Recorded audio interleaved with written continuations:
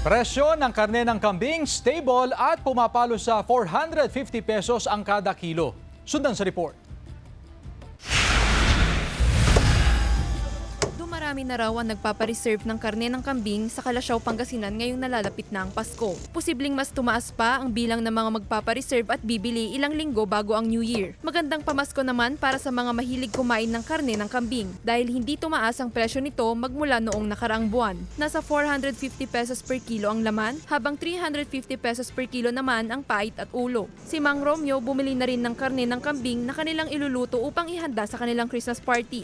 Okay naman ang presyo nila. Kayang-kaya pa. Madami namang supply ng kambing ngayong buwan ng Desyembre, kaya hindi umano ito makaaapekto sa posibleng pagtaas ng presyo. Sa ngayon kasi wala muna silang maasahan yung mga customer namin na magbababa kami. Bukod sa mga supplier, tumataas din. Siguro mag-i-stable kami ng 450 sa presyo ng laman ng kambing.